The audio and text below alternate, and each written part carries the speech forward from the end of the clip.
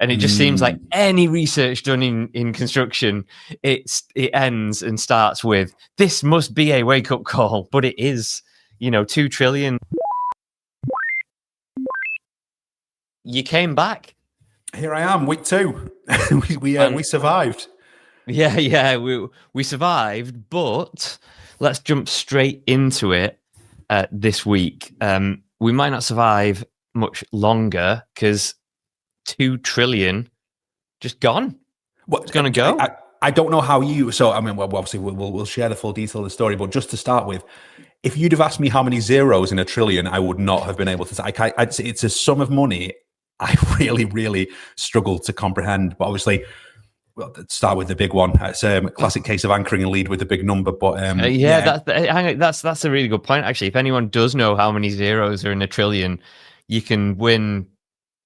We'll buy you a pint if again some point. Well, I know, but I had to research, so I'll declare. Oh, there you go. Yeah, no using Google. But this all comes off the back of it's a fascinating piece of research by Curry and Brown this week, looking at the total value that's been wiped off the global construction sector. So £2 trillion sterling gone from the global economy as a result of failed, stalled construction projects still within pipeline. So I stress that's global. In fact, 2 trillion, again, is another little factoid for you. The GDP of Italy, that's equivalent to, just again, to place such a mind-blowing sum into something like context. So yeah, it's across sort of the global construction market. Now, with all of the doom and gloom that we read about the state of the market, obviously you and I are much more focused on the UK than elsewhere for obvious reasons. UK mid-table, which surprised me actually. Start of the season, not bad. Yeah, no, we're pushing for a European spot. But it seems that a lot of the issues. Again, we're much closer to it in the UK market, where we understand it with a very UK sort of focus and a UK lens attached to these things, but not unique by the sounds of things. I don't know if there's anything else that you pulled out of that story, Peter. A couple of things. One, let's get the cynicism out of the way. The group chief executive officer, Alan Manuel, I think it is. He described the research as a wake-up call, and it just seems like any research done in construction, it ends and starts with, this must be a wake-up call, but it is 2 trillion. So just to put that to add a bit of flesh to the bone, the highest confidence score was China and India, and then there was the US, and then UK and Germany, and then countries underneath, and some of the key factors that were impacting the confidence, as you'd expect, and we'll get into some of these in a little bit more detail later on, but it was planning delays and skills shortages, particularly within the UK. Interestingly enough, in China and India, it was the adoption of AI and repeatable design that seemed to be impacting confidence positively and negatively. So it's a whole mixed bag, but the overall factor, I suppose, is that something needs to be done. Another quote from Alan. I think he must have used ChatGPT to do his statement here, but he says we need to find new ways to deliver in a volatile world. Again, volatile world. He's right. But that's all we ever hear, isn't it? Volatility and wake-up calls for the construction industry. Do you know, I'm gonna back Alan up a little bit on this one. Only in the thing that surprised me, China and India. Just anecdotally, anyone that follows markets to any degree will tell you that the rapid rate of growth within both of those economies doesn't surprise me that they're 1 and 2. Again, that there's lots, particularly people with an interest in modern methods, will throw up Chinese projects as an example of, here's how quickly things, can get done. And again, there's lots of sort of things there that are unique to them in terms of single party state and, planning laws, not being the same as in the UK, for instance. However, the thing that shocked me was these things are scored within the report on a scale from 0 to 100. UK mid-table with 55, so just above the halfway mark. But China and India topping the table at only 61. So if you think of the amount of headroom within these rapidly growing economies, the amount of headroom from 61 to 100, a lot of it can only be external market forces. There's again a further quote from Mr. Manuel / ChatGPT potentially. The construction sector has always experienced its fair share of volatility, but this goes well beyond the usual cycle.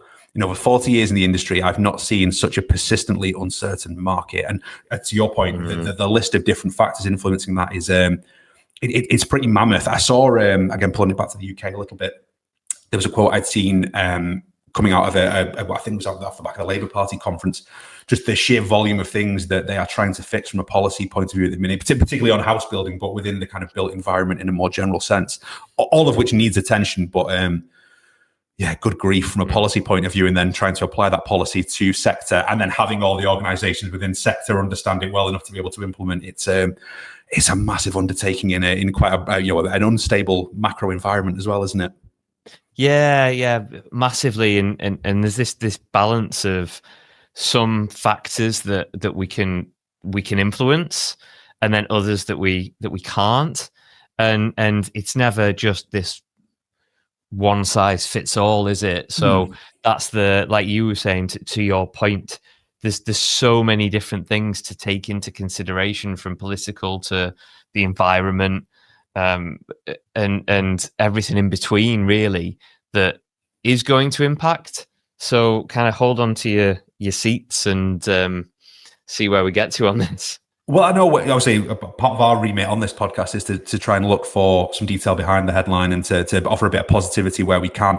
I think it's easy to look at this report particularly and kind of, if you are more inclined to be glass half empty, to think, oh, great, it's no better elsewhere. There isn't kind of a land of milk and honey that we should be trying to emulate. I'd take it another way and say that everyone is subject to the same conditions. It's not... It's not woe is me, and either our business or the UK are being singled out, for particularly harsh treatment. As much as we can be myopic and focus on that, it's broadly the same everywhere. Again, the kinds of things that we can fall into a bit of a doom spiral on, as you say, on skill shortage, regulatory reform, rising and unstable costs, etc. It looks to be broadly the same everywhere. So on that basis. There's the potential for UK businesses to be genuinely globally competitive. To just keep on fighting through it, and at the very, very least, as hopefully market conditions start to ease for everyone, you put yourself into the strongest position possible to be able to take advantage of that. And two of the main factors, as I was saying before, planning delays and skill shortages, which seem to be heightened for the UK in this report. They're fixable.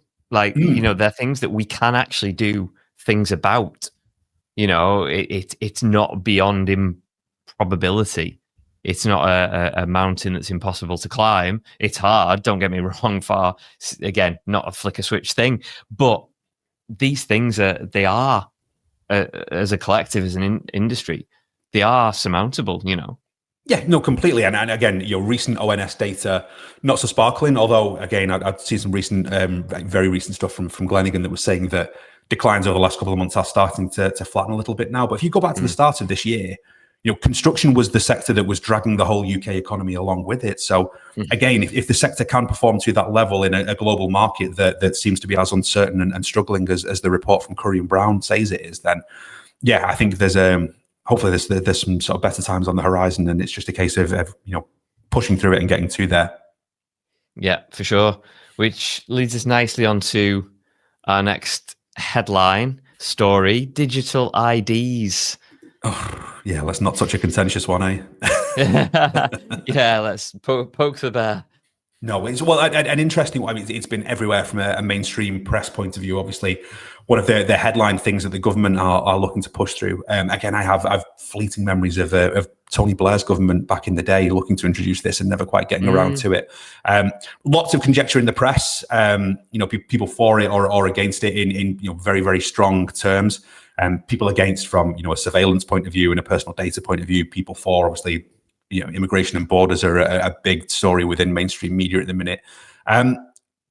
But I hadn't really considered it much from a construction point of view, but seen a really, really interesting piece in construction news this week on what it could mean. I mean, tying back to skills, to labour force, there's been a lot in the last couple of years about the role of CSCS and that being out of industry, and from a skills point of view, the amounts of skilled labour that we're using to aging population, aging workforce, people aging out, and again, we touched on it a little bit, but construction has such a history and such an entrenched model, seemingly, of SMEs, single sort of self-employed operators, and casual workforce. People in kind of secondary contracting roles that are on site and off site and so on, and quite hard to keep track of those things. So a very, very interesting article, sort of weighing up the pros and cons squarely within a construction context. So again, some of the summary points on faster onboarding of candidates, improved compliance, consistency across the sector, so it's not unique to any one employer, and more transparency. And obviously, there's quite a bit on the con side of things, which ties in with a lot of the sort of broader concerns. Accessibility challenges. Again, I think I'm right in saying that a lot of this digital ID is going to be sort of digital first, by clues in the name, but mobile phones. So again, there's some barriers to there with access to technology and ability to use technology. And also, risk of red tape. We touched on it in the previous article, that there's so much policy reform at the minute, particularly within the built environment space, that here comes another one. And I know that this is a broader, catch-all policy for the population, but you can forgive businesses for being slightly fearful of trying to implement this at the same time as get their heads around several other quite swathing pieces of legislative change. What are your thoughts on this one? I thought it was a nicely balanced piece, to be fair, in that there was positives and there was negatives. I mean, it's a completely different conversation talking about it from a social perspective or UK wide perspective. We're here focused on construction, so let's not go down that avenue. One thing that struck me, and there was one line in this article, and it was a case of using tech and mobile phones as your ID, and there was one quote. Apologies, I haven't got who said it in front of me, but essentially they were saying, we work in an app-based system, but some of the older generation in the sector don't have a smartphone. I don't know how some of them will operate if this comes in. And it's like, hang on, we've got an aging workforce of which are being replaced, and the skill shortage is because most of that aging workforce are leaving construction. So I think that's the least of our problems. I think we can educate people enough on technology so they can continue to work, and you don't necessarily need an iPhone. No sponsorship on this thing. iPhone. Unless anybody from Apple is listening, in which case we're very open to negotiating. We'll happily record on the new iPhone if that's what it takes to get one through the doors. Anyway, if you are listening, address is going to be in the show notes. But in all seriousness, it's like you don't need the latest smartphone for things like this to work. You just don't. And there's always various iterations of these things as well. It's just like the smoking ban. It's just like anything that comes to fruition. There's various iterations of it. There's various caveats and stipulations, and I find that these things are kind of malleable until we get a good process for it, particularly with things like this. And I think it's easy to have this knee-jerk, big brother's watching you type of reaction, when in reality, if you look at the positives, it is providing a really good way of highlighting competency within construction. Yeah, and something that's worked, particularly well elsewhere. I mean, I guess back to our previous story. If we're going to take it away from the UK and start to look for best practice examples elsewhere, it's something that works pretty successfully elsewhere. I have to be honest, it's one of those things I've become less fussed about. I was a bit nonplussed and felt it was just a bit of an easy headline grabber for the government as policy. But in fairness, kudos to the authors of the article, because it was only through looking at it through a construction lens that in our world I can actually see some benefits to it from an application point of view. And I think it's one of those things, as you say, because it's being brought in on a national basis. It's sector agnostic. It's not even about work necessarily, is it? Let's be completely honest. I don't think that's the reason that they're sort of squarely looking to implement this. It's happening regardless. So whatever barriers exist, rightly or wrongly, and whatever your opinion is of the implementation of it, we're going to have to get a grip of it, and we're going to have to figure it out. So yeah, if there is some potential upside to be taken, then yeah, I think again, I'm very glass half full today, but yeah, if there's some positives. No, yeah, take it and run with it. That's why we do this, Ryan. I'm the one with the glass half full. I'm clearly over caffeinated. It won't last. Yeah, for sure. No, I'm the one with the glass half empty. Is that right? Anyway, we'll figure it out. Both glasses are half something. Yes. Anyway, we're halfway through. Let's put it like that. Okay, nice one. Right, so final headline, 3 of 3, is a bit of a segue into this one, in that it's focusing on building the future conference, which was last week, if memory serves me right. And the reason I say segue is that I don't necessarily want to focus on what was said so much at the conference. You might have a little take on that, but I don't really want to focus on that myself personally, because it's the same points that we could ask anyone in construction to say what are the issues, and obviously they're the ones that they're talking about. But what they did throughout the conference was they got people's opinions on 3 key, well, what they said were 3 key questions. And it's more the stats and the information that have come out of that that I was interested in. So the questions were, and then we'll go back, I think, but questions were: what is the primary cause of delays at Gateway 2? What are the biggest barriers to meeting the outcomes of the new consumer standards? And what is the biggest disincentive for building owners' clients to choose retrofit over a new build? So really heavy, meaty questions, really, to get people's opinions on. And what I'll do is I'll try and get it on screen while we're talking. But the first one, let's go back. What is the primary cause of delays at Gateway 2?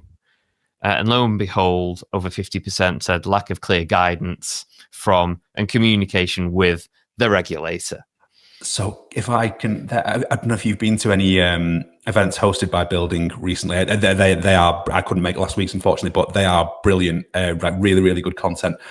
The penny dropped when kind of looking at this, that what they tend to do is they will ask the audience to kind of, there'll be a QR code on screen, and it's kind of live participation based on the content of what you've just heard.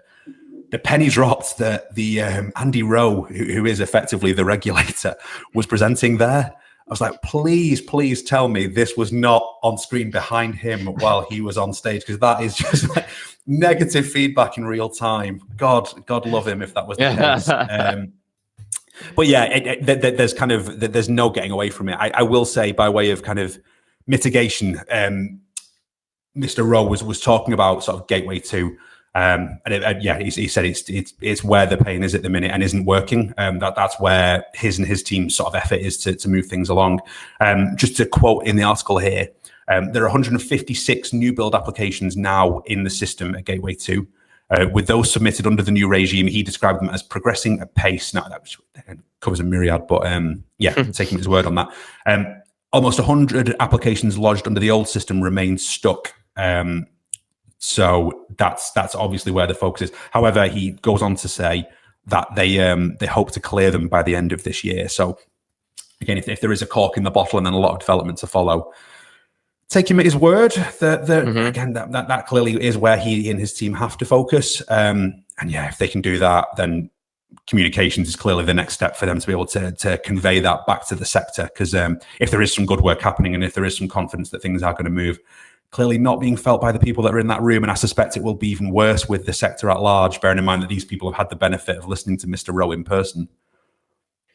Yeah, I mean, these 3 stories that we've covered, they're so interlinked. If you think about it, you've got your regulator and a backlog of applications. You've got your ID for for workers and making sure they're competent and help with skill shortages. And then you've got 2 trillion, which is we need to find and crawl back from some way, shape or form. And that's ideally through mega projects and large projects and getting projects started and up and running.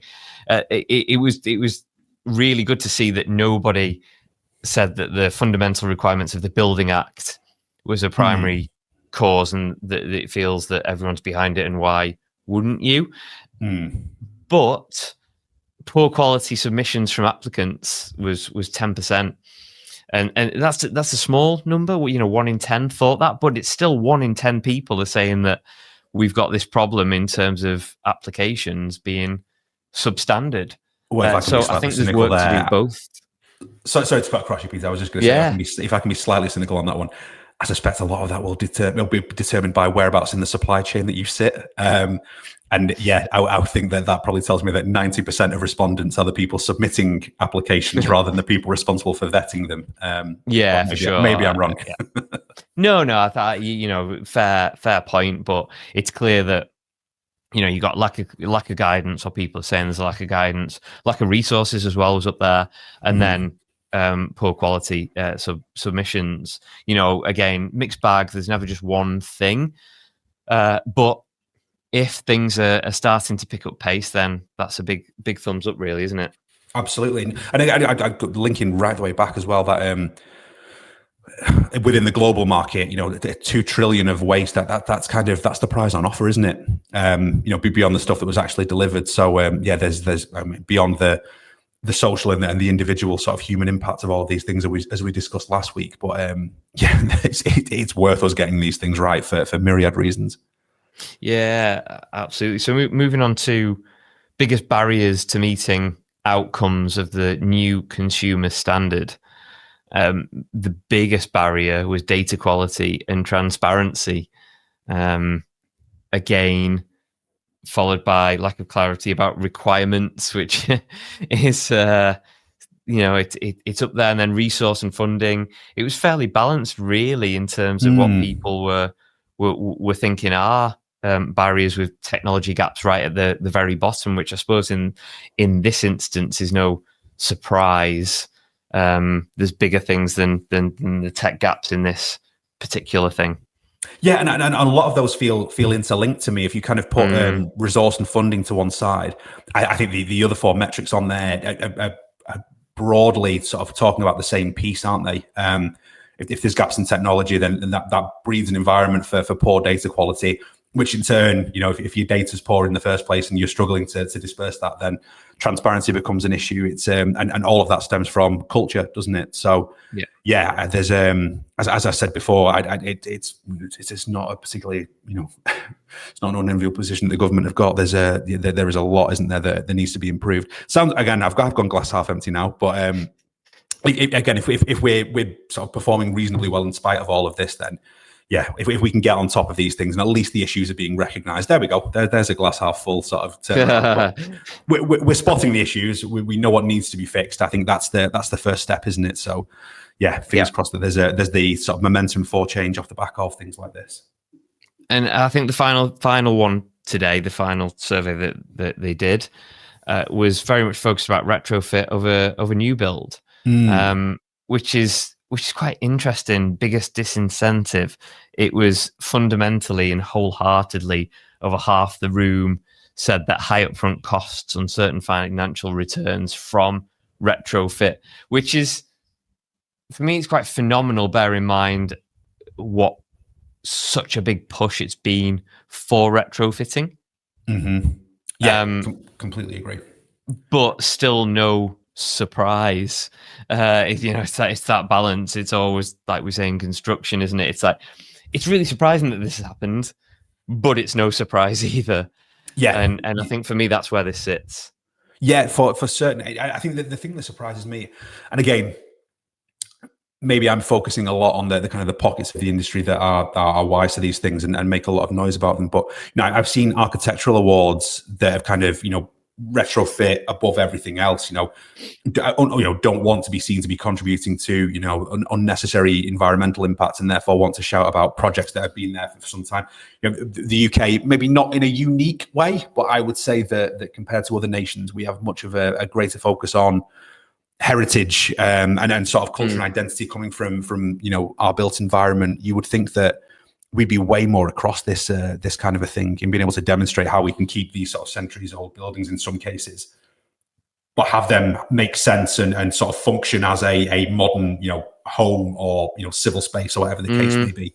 And my assumption is that that these will be senior people from the sector. They will be across the issues and understand them. They haven't just clicked something arbitrarily. The fact that this is such a far and away winner within this particular set of questions is slightly concerning, if I'm totally honest. I think that's again, if there is any sort of action to take away from this, then you'd love to see them run this again next year, and hopefully that number starts to come down.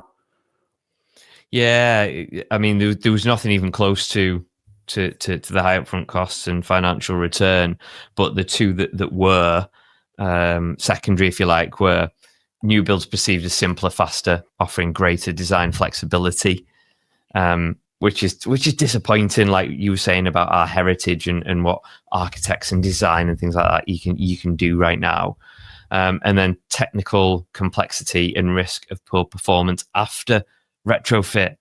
So that kind of, although it was only 14%, that sort of shines a light in terms of, have we got the competence to even retrofit? Clearly we can build new housing at a pace as well when we need to, but going into a diverse range of different houses that need assistance and need updating, it seems we kind of struggle with that ability at the minute. Well, and there's got to be a balance struck across the piece. I think, as you say, skills probably does start to play a part in that, particularly with things that are more niche and more specialist and harder to come across. And again, job one is attract enough people into sector. Job two is then make sure that we're clear on exactly within industry where those people need to go. I've had this discussion numerous times with people that, to say construction or to say built environment or combination thereof, it's a number of discrete kind of micro industries within this broader sort of ecosystem. Clearly the data here says that is an area of focus. But we spoke about it last week, that obviously the big headline that the public have digested and understood is this 1.5 million homes target.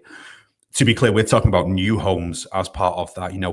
Should we be talking in more general terms about existing properties that can be renovated and maintained? I know the University of Salford, from an energy point of view, have been shouting about the fact that we're talking about net zero by 2050, and 80% of the properties that we will be occupying at that point we're already living in. So there is a real world application for all of this stuff that needs to be considered, isn't there? Yeah, 100%. Okay, so let's wrap it up then. One takeaway. Do you want to kick us off with yours? Yeah, we kind of alluded to it a little bit earlier, but I think there's no getting away from the fact that for a lot of businesses it's been tough. You and I have spoken about it before, that the reason we try and find the positives in a lot of these stories is because it can be quite difficult to find. There's some weeks where it just feels like you're getting beaten up with negative stuff. I think the thing to bear in mind, and we've seen it within the first article on a global scale, is that, as I say, everyone is subject to the same market conditions. If it may be tough, but if you can find a way to hold your nerve, hold what you're doing, and just keep pushing through it, you'll be in a good spot at the end of it. I think there's so many good things by way of demand, by way of, in this country at least, of central government acting as client. There is a lot that needs to be looked at, as we've discussed in our other two stories today, but the issues are being identified and something is being done about it. I'm not saying it's perfect. I'm not saying that it's easy to do. But I think we should be quite buoyant, and we should be quite confident about what's on the horizon for the sector. Yeah, for sure. I'm going to go with don't fear the tech. Don't be too fearful of data and technology and new ways of working and everything that can bring, and all the positives that can bring, and bringing it back to digital IDs. it can be, on the face of it, it might not be polished, it might not be finished, but that's the whole point of it at this moment in time where we are. It can go various different ways, and what we know now probably won't be what comes out eventually. So it's embrace it, don't fear it, because the industry needs it, and it'll be, I mean, tech in general, and it'll be in a much better place when we adopt the right types of technology. Yeah, and I'd concur with all of that. And I think at the risk of sounding pretty bullish about it, the change is coming whether you're ready for it or not. So it's kind of, we can bemoan government or anyone else as kind of, the people that need to communicate this from the top, and they do. It's not the sort of dereliction of duty on their behalf, but we all have a part to play in making sure that we're across that and that we're in the best position possible to adapt. And if Peter can sort us out with our Apple sponsorship, then I'm sure we can produce some helpful guides on adapting to the technology. What do you say, mate? Yeah, I need to work on some kind of ad to start off. I've got explosions and fireworks in mind, and sponsored by Apple. Yeah, there you go. There's a brief. It sounds good. I know they need additional support in their advertising and their creative and in their drive for revenue, because I know they're feeling a bit of a pinch at the minute. So we can help them out, no problem. Yeah, always nice to help the little guy, eh? Yeah, absolutely. Right. And on that note, I will see you next week. You will indeed. Take care. See you later.